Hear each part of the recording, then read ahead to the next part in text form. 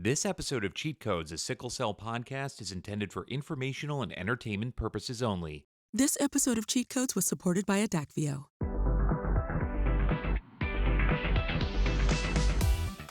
Hello, warriors. It's Dr. C, and I have some bad news and good news. So the bad news is Dr. Z is away, and he's not going to be on the podcast today, which is a really trouble because he carries the podcast usually. But fortunately, we have a great pinch hitter. Amy Board is joining us. She is an expert podcaster. She's on the BloodStream podcast. I've been interviewed by her. So I think, she's going to do a great job filling Dr. Z's shoes and really carrying me through this podcast. I don't know, warriors. I don't know. A poor man's Dr. Z. Wah, wah. No, I'm so excited to be here. This is my first Sickle Cell appearance. Or Cheat Codes, I should say. That's an oversight. We're 46 episodes in, and Amy and the Believe team make this podcast what it is, really. Dr. Z and I, if you heard the raw tapes, it would not be that great a show, but they put it all together. So, well, I'm excited about our guests today. I am fantastic too. Conversation, and I can't wait to get into it. And I love that you're on today too, because we're going to get into a lot of female reproductive health issues, and you work on the Flow podcast that gets into those things a lot. And I in my experience in clinic, I find that the young ladies often don't like talking to me about it. So having a couple of experts will be really good. So thank you for pinch hitting for Amar today. Absolutely. In my work on Flow, which is a podcast on the BloodStream media network, you guys can check it out. It's about extreme periods. And often one of the things that we've started diving into more and more is that aspect that women are uncomfortable speaking about it or just feel like it's it happens monthly. So it's now at this point, it's just, regular, and we don't even think that it's an issue. And so the act of trying to talk about it more and more is so important. So I'm so excited that we're having this conversation. Of course, reproductive health, the conversation we're having today is more than just menstrual cycles. We're talking about fertility, we're talking about contraception, but it's just good to have this reinforcement that it is very important and a part of our healthcare. Absolutely. And I think people don't talk about it, and then they get used to what they're used to, and they think it's normal. I have a cousin, apparently I ran into on the beach a couple years ago and saw a big bruise and told her she should get worked up for von Willebrand disease. Fast forward a couple of years, her son had a major bleed. It turned out she had von Willebrand disease. Oh my gosh. And then I started talking to her about her periods, which, I don't usually do with my cousins, but they were horrendous. And she had like an ablation, and obviously there was a problem there, but it hadn't been looked into. So I think, it's really worth talking to your doctor about and really probably having more conversations about in general. I agree. So with that, we have a great guest today to talk about these things. So let's get to it. All right. Well, we also have a great guest today, warriors. We have Dr. Lydia Pecker from Johns Hopkins University. She's the director of the Young Adult Sickle Cell Clinic. She's an assistant professor. And she has an interesting background. She studied Africana studies at Brown University, got her medical degree from University of Pennsylvania, then went up and did pediatric residency in New York, fellowship in Washington, D.C. at Children's National and the National Heart, Lung, and Blood Institute before coming to Hopkins a few years ago. And now I think treating adults, so pediatric training and now treating adults. And she's an expert in reproductive health and sickle cell and really probably the leading researcher in that area. We've talked about her work on ovarian failure. She's a clinical research scholar and very active in multiple aspects of research, including contraception, ovarian reserve and sickle cell, pre-implantation genetic diagnosis, marijuana, and other drug use in sickle cell, which we've talked about a lot on the podcast. So a lot of things we can dig into today, and we're really so excited to have Dr. Pecker on the podcast. Thanks. Welcome, Dr. Pecker. Thanks for having me. It's a pleasure. I'll start it off with just a question Dr. Z usually asks when he's here. So, when you're in a room with a sickle cell patient and, they're probably a young lady, how does that conversation go? How do you get into talking to them about reproductive health, contraception? What are the high points you hit? What are the misconceptions? What are all the important things you talk about there? Yeah, I think that's a great question. And I like to start answering this question by talking about the architecture of this conversation. So I think so often conversations about reproductive and sexual health for sickle cell warriors happen when the doctor has their hand on the door. I call them hand on the door conversations because it's the thing that the patient is embarrassed to ask and the doctor has not asked. And so the doctor is getting ready to leave the room, or the nurse practitioner, and they put their hand on the door and the patient says, "Oh, I have one more question." And of course, that one more question is a big question about my partner needs trait testing, or I think I'm pregnant, or I might have a sexually transmitted infection. And so, one of the things that I've been really working with my patients is bringing that into the middle of our exam room and making sure that doesn't happen when my hand is on the door. And so we do that in a couple of ways in our clinic. The first is, so I care for young adults with sickle cell disease who are transitioning, coming across the Great Divide into the adult healthcare system. And so either before or at the first time I meet them, my patients fill out a set of surveys. And one of those surveys is about their reproductive health. And it addresses questions about reproduction and contraception, about partner testing, about knowledge of pre-implantation genetic testing to diagnose an embryo with sickle cell disease. And so for me, that's the first way that I set a tone with my patients that this matters to me and to our clinic. The next way that I do that is that I do a very long review of systems with each one of my patients the first time I meet them. And part of that review of systems involves identifying their reproductive and sexual histories. And I do this for young men and young women. It involves identifying their experience with pregnancy, their experiences with fertility or infertility if they've had them, their experiences with contraception if they are or are not using it, and also identifying whether or not they have a partner who needs trait testing. And for some patients, these questions are really far off things, and for others, it brings things that are concerns to them into the room immediately. We take care of a dynamic and diverse patient population. Not everybody has the same needs. I hear from my patients that they then know, right, that I can be a resource for them on these topics, and that even if they don't have a partner at the moment, they know that when they do, it's time to come back and talk to me about getting that partner tested if they're thinking about pregnancy. They know that I'm totally supportive of them becoming pregnant, but I want them to do it when they're ready and when they want to. They know that I don't think people with severe sickle cell pain when they get their periods, I don't think they should live that way. And so they know those things from me. And so we open the door to having those conversations. That is so important. So when you have those conversations, what are the common misconceptions that you come across? What are the things that patients say that maybe they need education around, or there's gaps in their knowledge, or untruths that they've been told by other doctors or from social media?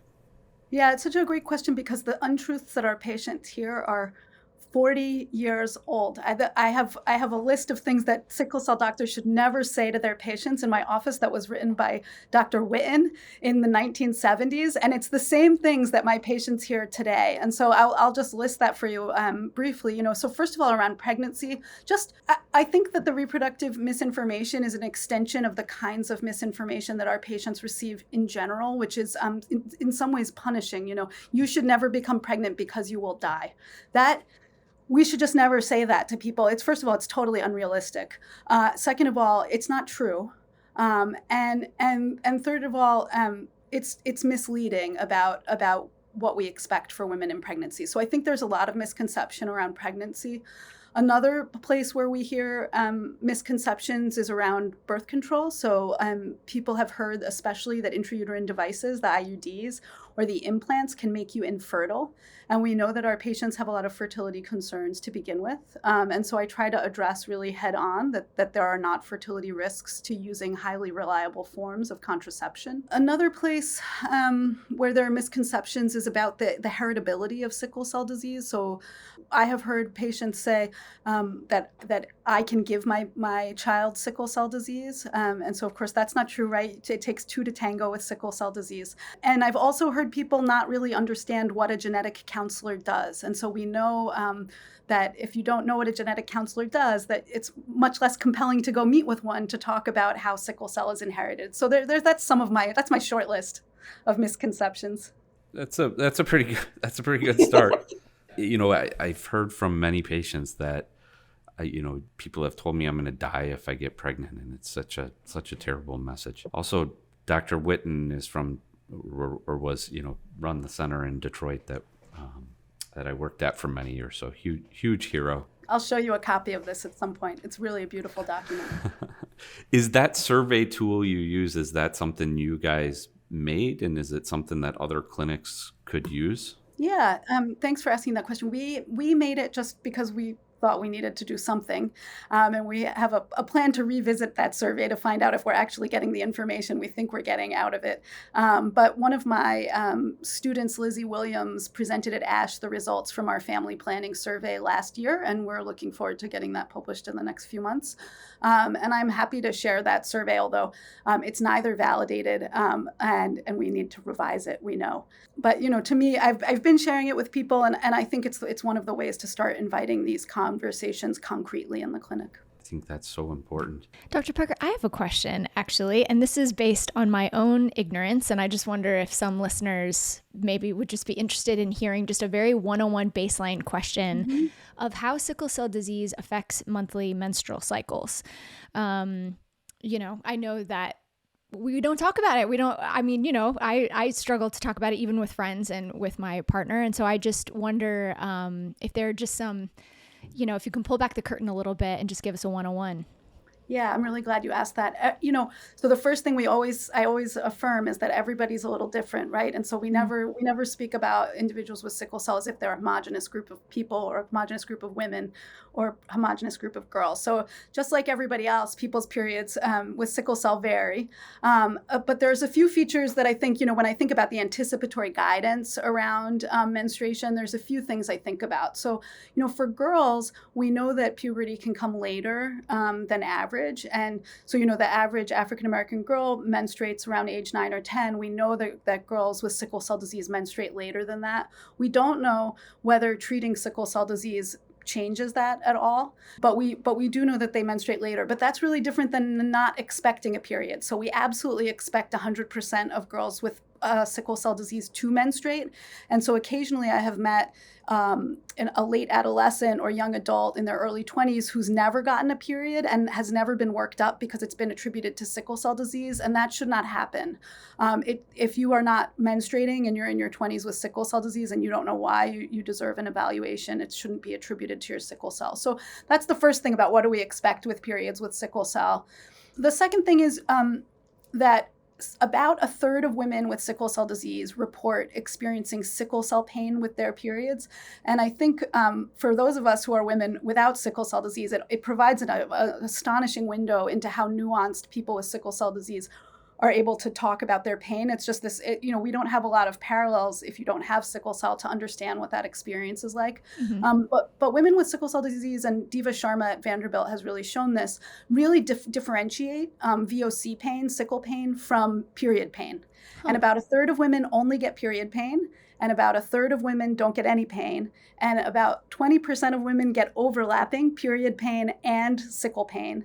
And about 10% of women only get sickle pain. So the patterns are really different. And so that's another, when I talk about what I ask my patients when I get into the exam room with them, I say, do you get period pain with your periods, or do you get sickle pain with your periods? And they're really able to talk about that quite clearly. That's fascinating. Yes, it is. Because I'm ignorant, what's the difference between period pain and sickle cell pain? Well, I can tell you that I am not an expert on that because I've only experienced one of those forms of pain. And I can also tell you that, I think that when patients talk to me about treatment, I think that's where it really differentiates. So period pain responds really nicely to NSAIDs, but the crisis pain really can send people to the hospital. So, we have patients in the you wear two hats when you're on this podcast, right? You're speaking to the docs, you're speaking to the patients, but when for the docs out there, when you have patients who are getting admitted every month because they're having VOC pain with their periods, it's time to do something different. So treating sickle pain usually involves opioid medications for severe pain, and I wouldn't necessarily say that we treat plain old period pain with that, right? NSAIDs are, ibuprofen, Advil, that family of drugs is really quite an effective medication for plain old cramps. Have you found when people have that menses-induced sickle cell pain that contraception helps, whether it's IUDs or using oral contraceptive pills that lengthen the time between cycles, or different approaches to treat the menses but to prevent the sickle cell pain? Yeah, and so there's not great data on that, unfortunately. We know that for women without sickle cell who have severe cramps, hormonal contraception definitely helps with that kind of pain. And so I think, that should be extended to the sickle cell community. In terms of what modifies sickle pain with menstruation, we don't have great data. For me, I have, in the absence of data, I have applied a standard of reasonableness to this problem. And my two standards of reasonableness are, first of all, if this is sickle cell pain, then we should be making sure you're on optimized disease-modifying therapy, because we know that's the best treatment for sickle cell pain. We need research about whether maximally tolerated doses of hydroxyurea prevent sickle pain during periods. We don't know. But I think that's the first piece, is that sickle pain is best treated for everybody with disease-modifying therapy. The second piece is that I think it is reasonable to think that for many women, if you stop cycling by using long-acting reversible contraception like IUDs and implants, or even depot injections, that it is reasonable to think that some fraction of people would feel better. And so for people who are having really impaired quality of life, and that could mean you're hospitalized, but for many more women, it means you're missing school or work, or missing out on life because you feel crummy every month. I usually encourage them to try something. You can always undo it. But I think that both our patients who sort of get into this routine where every month they're having symptoms, and also the doctors who sort of get into the routine where the patient has this, we don't think of this as an interruptible cycle, and we don't push hard enough to say this is not inevitable. Sort of practically managing that, I think there's different models. I think there's some primary care docs who feel comfortable managing contraceptives themselves. I think in sickle cell clinic, we used to refer patients to our adolescent doctors or OB-GYN, and started to move to a girls clinic model with the Foundation for Women and Girls with Blood Disorders sort of as a backbone of that, and have the hematologist and the gynecologist and the adolescent doctor in the room. What are you guys using, and what do you think is the best model there? So we use not a comprehensive care model, but I think there's ideal and there's real. And it sounds like in Detroit, you guys are closer to the ideal than the real. Nobody's ever said that before. Detroit, I'm not trying to say. I'm not a denier of Detroit realism. But the serious answer is that I think there's that reproductive health care belongs in the sickle cell clinic. It doesn't mean that hematologists are delivering the reproductive health care, and I think that's the distinction. And I think that's the really hard part right now, is that many hematologists say, like, well, I didn't become a hematologist to be a gynecologist, and furthermore, I don't have that training, right? And so there's real reasons to bring those specialists into the comprehensive sickle cell care model. And one of them is that individuals with sickle cell disease deserve that expertise just like everybody else. The other is that we know, because we know this from doing multidisciplinary care with our psychiatry team at Hopkins, and we know that from other multidisciplinary care models, that individuals with sickle cell disease do best when they have their sickle cell experts paired with people in other disciplines, because sickle cell is such an all-encompassing disorder. And so it's really a back and forth between the multidisciplinary team to really make sure the sickle cell is considered in whatever else is going on. But I think the answer to your question is ideally we would have genetics counselors, gynecologists, high-risk obstetrics, community health workers, and nurse educators in the clinic to provide appropriate and comprehensive reproductive health care for our patients. Yeah, I totally agree. I think it's so hard. Our patients have so many different things going on in normal life with sickle cell and with medical care. It's so hard to get to all of these different appointments at different places. And then if you're the doctor taking care of them, it's hard to coordinate all of that and make sure all of the information is where it needs to be. So I think when you have a model where everybody comes together around the patient and there's much more trust there because as their regular doctor, they know what's going on. But I also feel like you need that expertise, especially me. I mean, I stayed out of the girls' clinic, and I think everybody appreciated that. The way management changed in really a pretty short time. I mean, there was a time I think we were putting everybody on Depo-Provera. And then one day I said, what happened? We're not putting anybody on that. They said, yeah, we don't do that anymore. So I think you need people who keep up on, the best management. Yeah, and we have lots. So one of the things, that's not well understood about contraception and sickle cell disease is how much practice is informed by the sickle cell aspect versus practice dynamics where you work.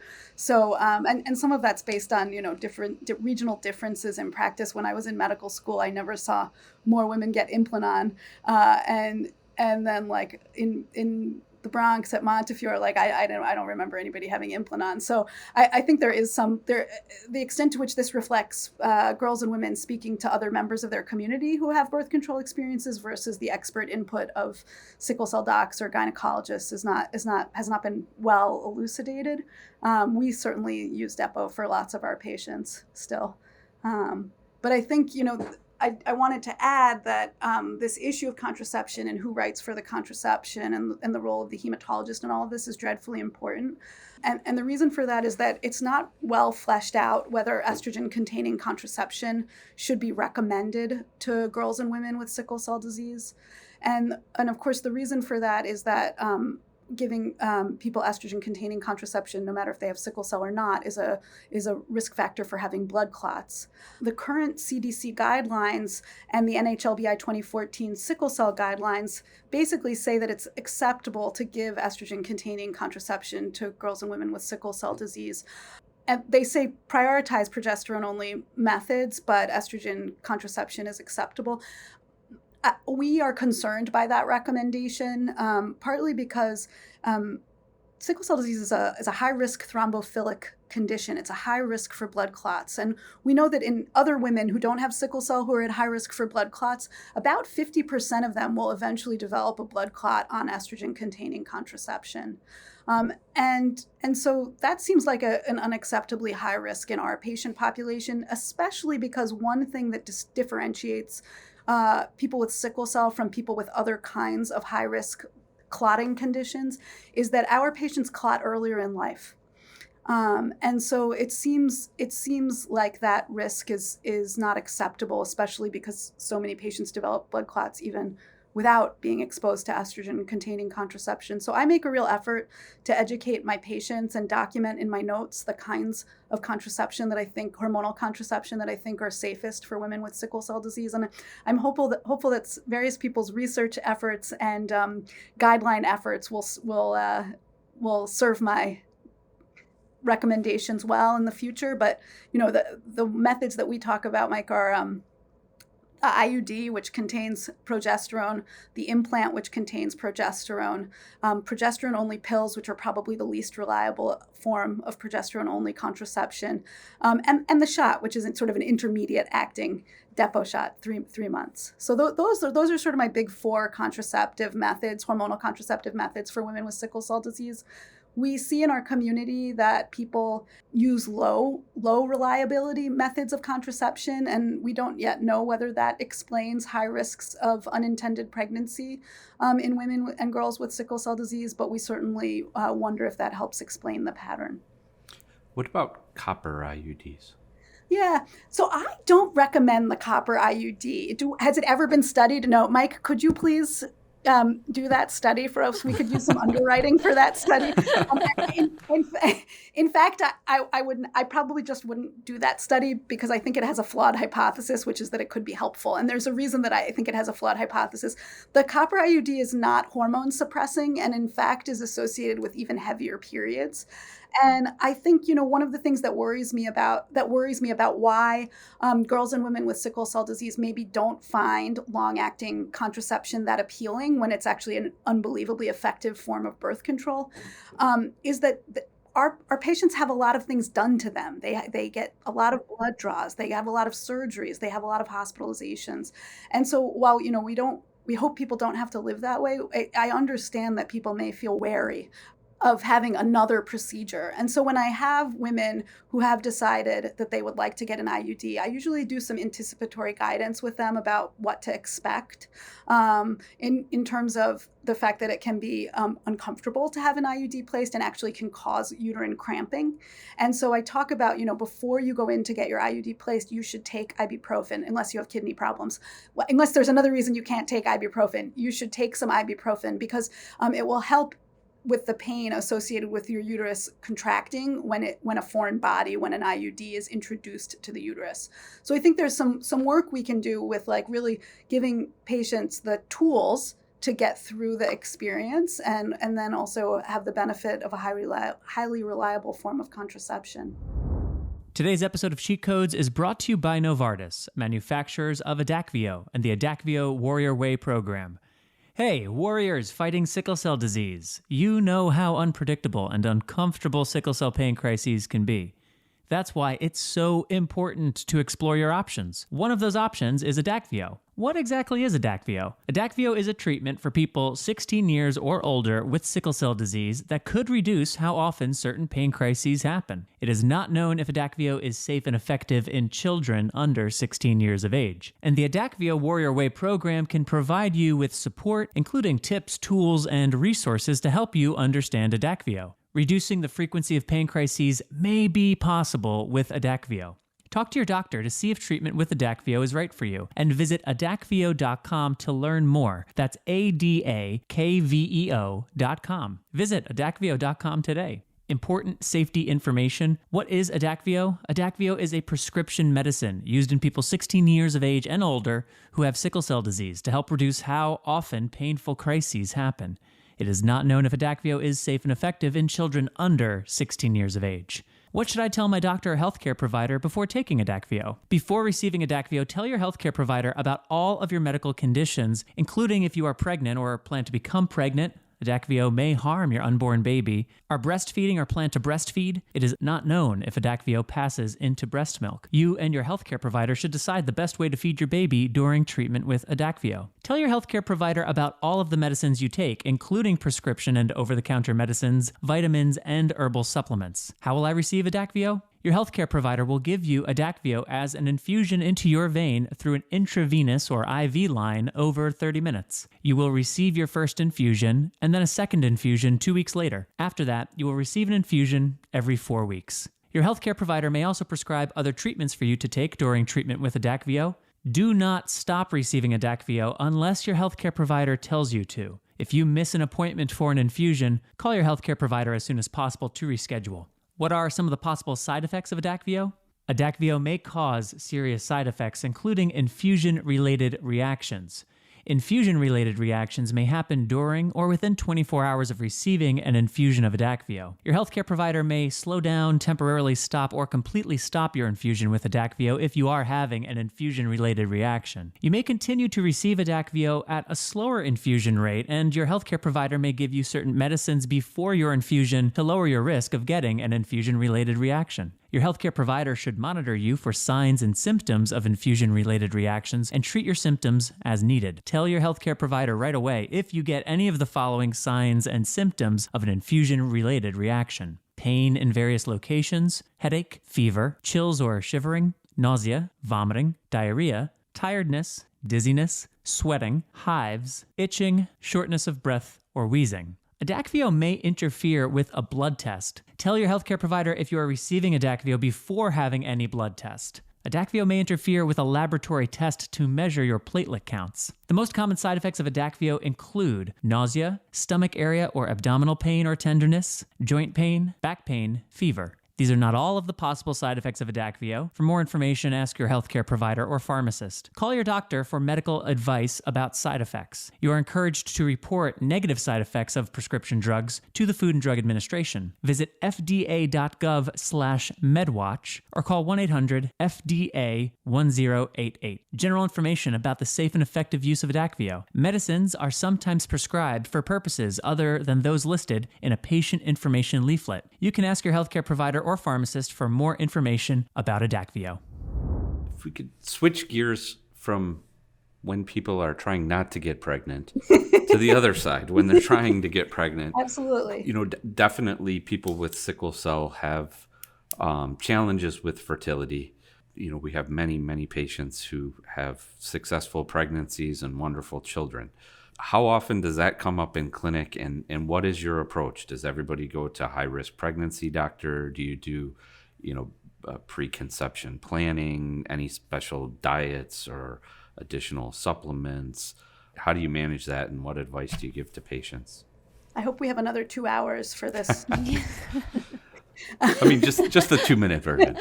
No, we have plenty of time. Those first conversations I have with people about reproduction, there's a question called the one question, and I've sort of adopted this from some of the gynecology literature, which is like, if you only ask people one question about their reproductive intentions, what should you ask them?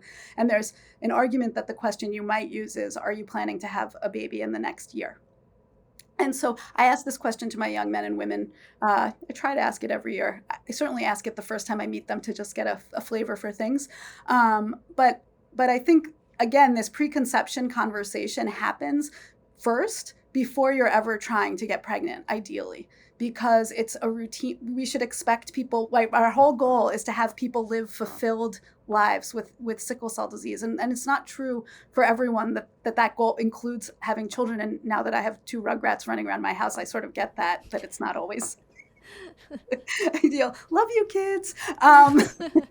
But I think, for people who do want to everybody thinks about it, right? That's like a normal thing in life. Do I want to have kids? Do I not want to have kids? For most people, whether you have sickle cell disease or not, that decision is a huge decision. And it's a decision that has huge social consequences. It can have familial consequences, et cetera. So, we have to think about that in that context. So the first answer is preconception counseling starts when I meet a patient, right? And it starts with helping them understand the chance of passing the sickle gene to their child. It starts with talking about partner testing. That's the first part of preconception counseling, and that doesn't need to start the day that a patient tells me that they're ready to start trying, right? But when a patient is ready to start trying, or hopefully they've given me 6 or 12 months notice in advance that this is going to happen, I have a set of conversations with them about how we're going to look at their end organs before they get pregnant. So end organ function can decline in pregnancy. So it's great to have an eye exam and your kidneys checked out before you get pregnant. If you've had lung problems in the past, it's good to have your lungs checked out before you get pregnant. We know as your uterus contracts, your lung fields get smaller. So thinking about what end organs are or are not working, and that includes if you've been chronically transfused and you have iron in your liver, we're going to put you on a prenatal vitamin. Prenatal vitamins with iron cause all kinds of side effects. Iron causes constipation and nausea. It's like nobody's favorite supplement, right? And so if you already have iron overload in your liver, I'm going to try to get you on a prenatal that doesn't have iron in it. That's like an easy thing to do. So we move from sort of these end organs to thinking about what medications we need to start or stop if you're thinking about getting pregnant. So certainly starting a prenatal vitamin. Some teams start higher dose folic acid in addition to the prenatal vitamin. That's a European practice, which is sometimes does and does not carry over into the US context. There's no data to support it. Hydroxyurea is always a bit of a humdinger. So lots of women have gotten pregnant on hydroxyurea, and there's not great evidence that those pregnancies have been affected by hydroxyurea. So there's not great evidence that they haven't been, but I think in the aggregate, our experience with women who get pregnant on hydroxyurea and continue the pregnancies is that they they're okay. My practice is to discontinue hydroxyurea in women once they start trying to conceive. And I put everybody on chronic transfusions who has sickle cell anemia. So if you have a low hemoglobin associated with your sickle cell disease, the only exceptions to that, right, are if you really tell me you don't want to get transfusions, well, it's not an absolute indication for transfusion pursuing pregnancy. But I think it's a relative indication. The other thing is if you're alloimmunized already, I might not start you on chronic transfusions because it might not be safe. I think, the sickle cell community has not yet adequately considered the underlying risks to the fetus associated with just plain old anemia. So we know the MFMs think about this, right? The maternal fetal medicine doctors think about this, that if I have a patient without sickle cell disease who has anemia, that anemia is a risk factor for their pregnancy. But in sickle cell, everybody's got anemia. So exactly how you think about or conceptualize the anemia as a risk separate from sickle cell disease, I don't think we've sorted that out yet. In any case, I try to recommend transfusions for patients who have sickle cell anemia or have had severe complications. And that's in the pre-pregnancy phase. I do. Yeah. What do you target, an S level or a hemoglobin?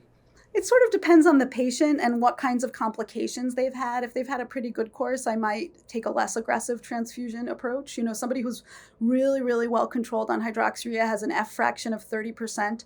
I might just put them on transfusions to target an S of 50% and a hemoglobin of 10 and see how they do, right? It's an adaptive system. If you don't do well, you can make a stronger threshold.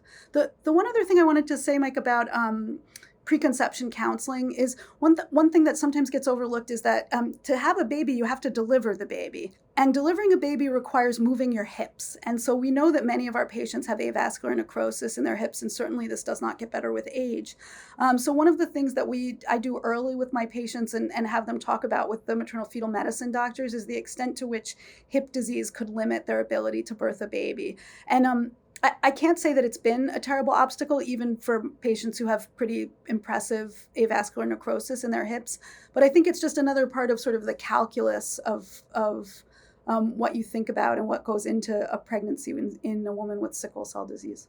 You started out by saying, like, first we talk about partner testing. What if somebody has a long-term partner and they have sickle cell trait? We should take a step back because sometimes people know that coming into my clinic, and sometimes people think that they know that coming into my clinic. And I've had more than one experience where I've asked someone how they know that their partner has or does not have what they think they have. And with my support, they get their partner tested again, and we find something different. So the first step of partner testing is making sure that your partner got the right test and the right interpretation of that test. There's a history of sending something called the Sickledex to diagnose sickle cell disease. We know that is wrong, and it's wrong for diagnosing sickle cell trait as well. The hemoglobin electrophoresis is the right test. But because there's other mutations that if you inherit with an S mutation can cause sickle cell disease, sometimes your partner might not have an S mutation, but they might have another mutation that if your fetus inherited that as well could cause a form of sickle cell disease. And so that's why I really emphasize the right interpretation of the right test, if that makes sense. So now we've had the right interpretation of the right test, which brings us to your question, right? Brings us back to your question. For that patient, we talk about the risk. So I think risk is kind of the wrong word. It's like, what are the chances, right? And so we know that if you have sickle cell disease, and I'm going to talk about the SS model here. I think that if you have a compound heterozygous form of disease, you should make sure that somebody draws the Punnett square for you to help you understand this. The reason that hematologists draw Punnett squares in clinic is to make sure we tell you the right thing. Looking at a picture makes a really big difference with this. But we know that if your partner has trait and you have SS disease, then you have a 50% chance of having a child affected by sickle cell disease. And something that also sometimes gets missed in this is that if your first child has sickle cell disease, it doesn't mean statistically your second child will not have sickle cell disease, because it doesn't mean that you will get the other 50% the next time you roll the dice. Every time you roll the dice is an independent event, and so each pregnancy has a 50% chance risk associated with it. So some people, that's all they need to know, and they decide that they would like to have a baby, and they move on, and they go to try to have a baby. And for those people, we talk about diagnostic testing for sickle cell disease in utero, which includes an amniocentesis test. Unfortunately, we do not quite yet have cell-free DNA tests to diagnose sickle cell disease in utero, but I think that we should be optimistic that in the future, the cell-free DNA is like so cool. And that's just like a blood test, and It's a little just like a tiny blood bit of the test. baby's blood gets into your blood so we can test the baby.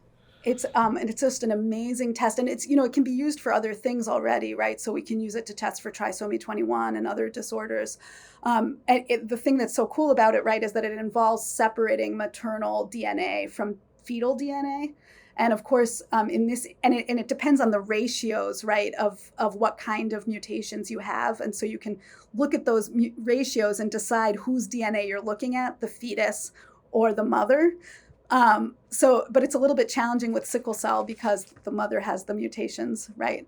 So anyway, that is being worked out, and I'm really hopeful that this could be diagnosed by a blood test in the next decade, but we're not there yet. So anyway, if you've conceived and you're at risk for having a child with sickle cell, one option is to have that testing of the fetus. And people make different choices about whether to continue or not continue pregnancies that are affected by sickle cell disease. Of course, that's a very personal decision.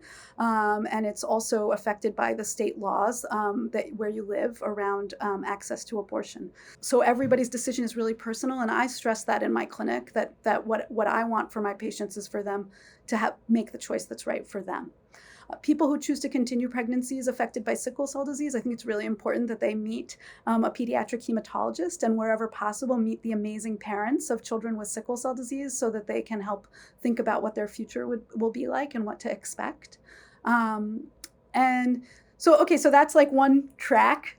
Another track, when you're thinking about whether or how to have a child if you're at risk for having a child with sickle cell disease, is there's a 30-year-old technology called preimplantation genetic testing, in vitro fertilization with preimplantation genetic testing. And of course, this involves an egg harvest and making embryos out of a woman's body. And then those embryos can be tested to see whether they're affected by sickle cell disease or not.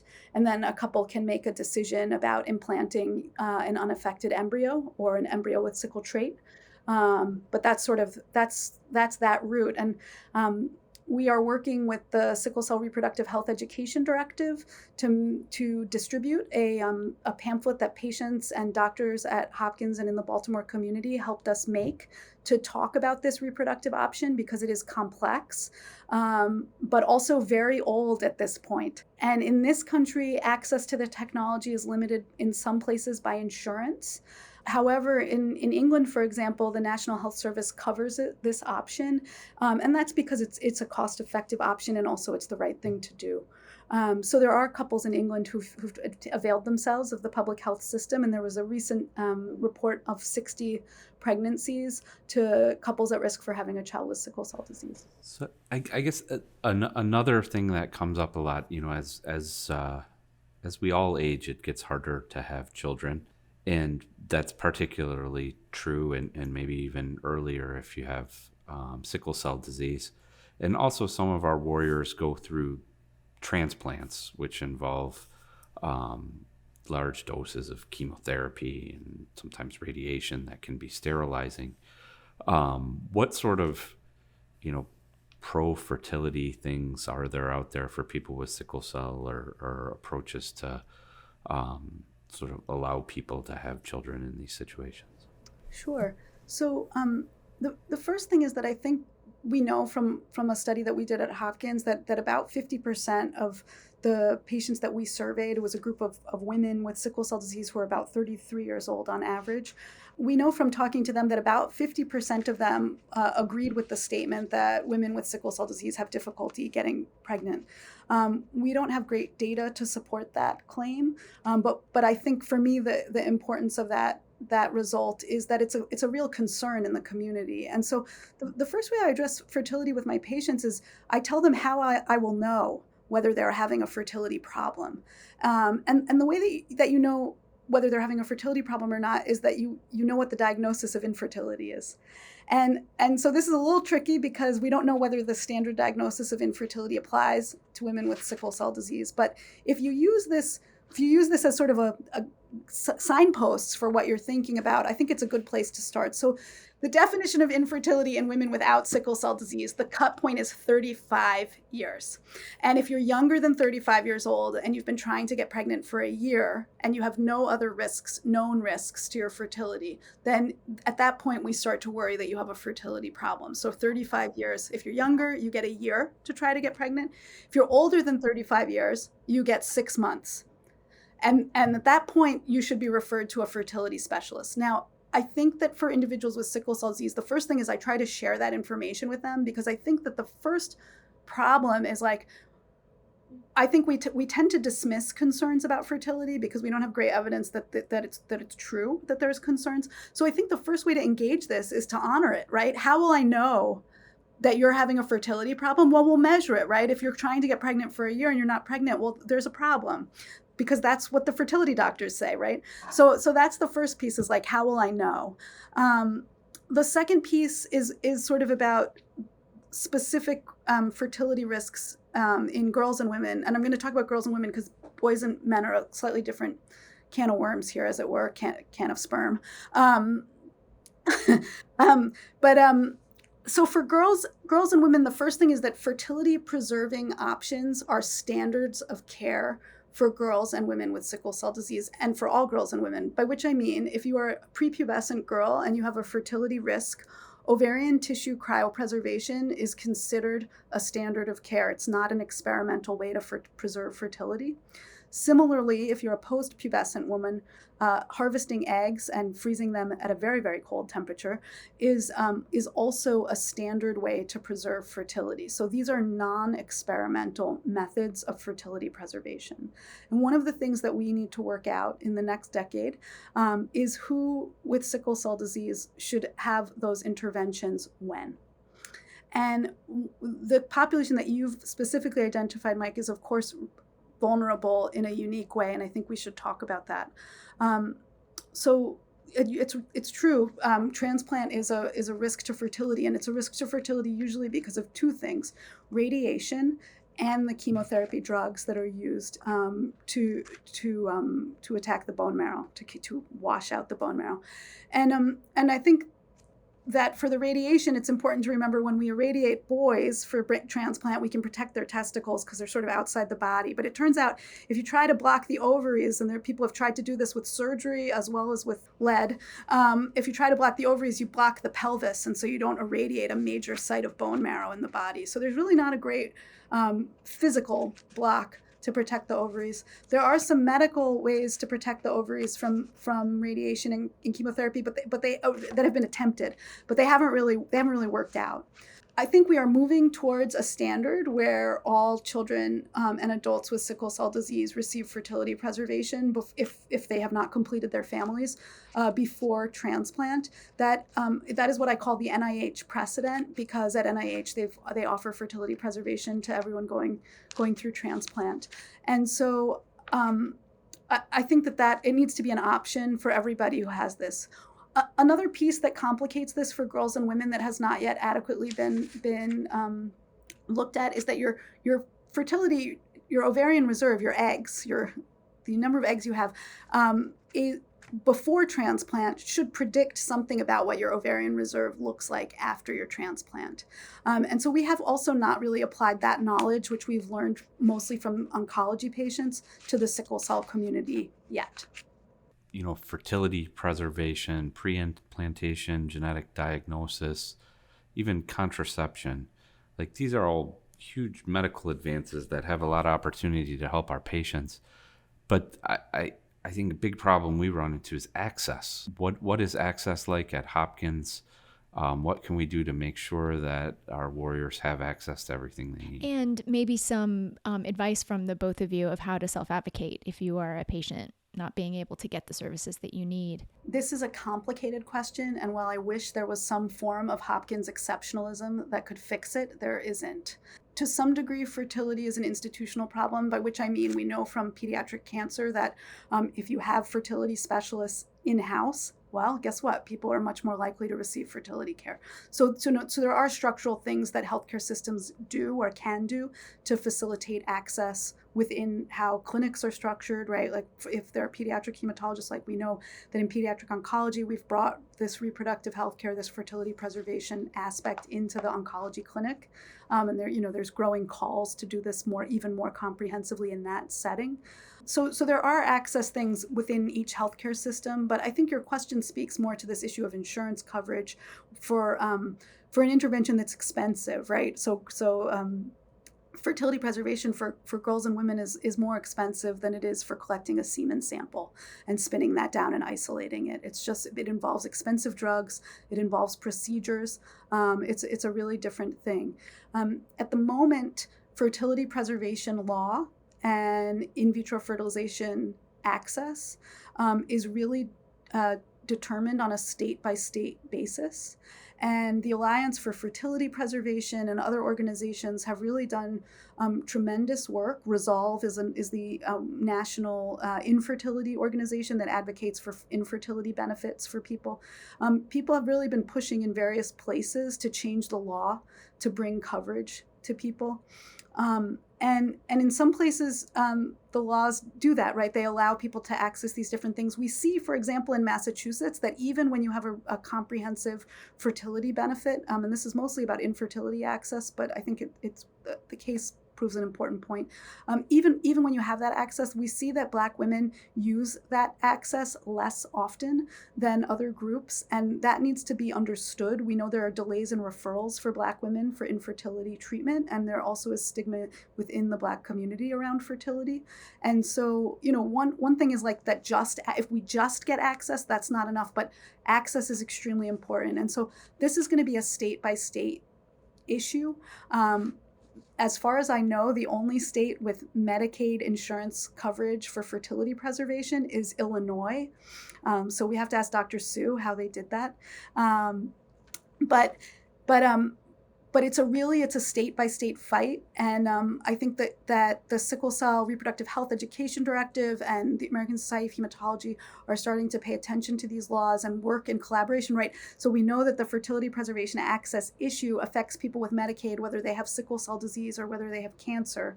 The main difference is that foundation money for children with cancer can sometimes cover gaps, whereas we lack that kind of foundation money in sickle cell disease to date. So how can patients advocate for themselves? I think that's how can patients advocate for themselves? Well, first, have the conversations with your doctors. The second is that the experts in fertility are actually the fertility doctors. So I think it's really worth seeing either a pediatric endocrinologist who knows about fertility in the context of chemotherapy because they work with the pediatric oncology group where you get care. If you're an adult, seeing a reproductive endocrinologist who's willing to look into this. That's the first step, right? Because the real assessment of what's needed and what's possible will come from that care team. And so I think that it has to be sort of a conversation between hematology, primary care, whoever has to make the referral. But I think that's one thing that families can request. You mentioned that some of the cancer patients are able to, if they have a gap in their coverage, get some support from foundations. Those are like private charitable foundations. That's right. So I think we need to support our sickle cell private charitable foundations too. Absolutely.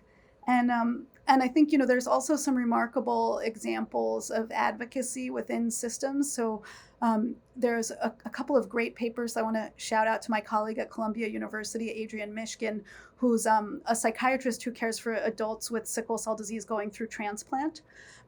She's the liaison to the transplant team. And she's written a couple of really nice papers providing an overview of fertility, subfertility, and infertility in sickle cell disease and risks related to that.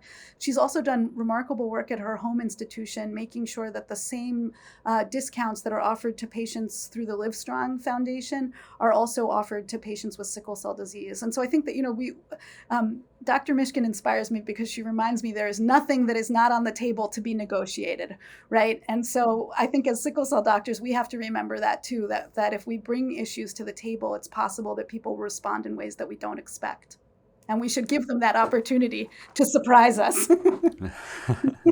We could probably go on forever, and I would love to have you back to talk more about this stuff. But before we close out the podcast, I want to get into a little bit, how did you get into sickle cell? I once met a pediatric bone marrow transplant doctor on an airplane who was from Morocco. And I asked him how he got into pediatric bone marrow transplant. And he said, I saw her walking down the street one night and it was love. I met my first sickle cell patients when I was in medical school, but it was at Montefiore with an amazing mentorship team and just a beautiful and amazing group of patients that I knew that I was called to do this work. It is an alignment of mind and heart for me, and it's a patient population that is fantastic and fantastically medically complex, and just seemed like a really fantastic opportunity to merge my concerns with healthcare justice and my concerns with using my medical skills to the tops of my abilities. Well, thank goodness for that chance encounter in the street. This was wonderful, Dr. Pecker, and really we would love to have you back. Thank you so much. Thanks. It'd be a pleasure. I loved that conversation, Dr. C. I learned so much, and I hope the warriors and any clinicians that were, listening in learned something too. What was your biggest takeaway? Boy, there was so much there, but my biggest takeaway is that we're not having enough conversations about this in clinic and in general. I think there are so many issues there, and they're so important, and we're really not giving them enough attention. Another huge takeaway, though, is Amar's job is in jeopardy. I mean, he missed one episode, and you filled in fantastically. So, really appreciate I'm going it. to email him immediately, or maybe I'll send him a tweet and be like, just so you know, new host of Cheat Codes, sucker. He'll respond immediately to the tweet. But well, thank you awesome. for having me, warriors. Thank you for having me. Check out Flow on the BloodStream Media Network if you want to learn more about extreme menstrual cycles, and keep on. I can't wait to come back and bug you guys on Cheat Codes again. That sounds great. And really huge thanks to our guest today, Dr. Lydia Pecker, who's, I think the world's expert in this, and that came across in the interview. And keep living well with sickle cell. Follow me at Imagineer and follow the Cheat Codes podcast. Share this with somebody who can learn something from it. Thank you.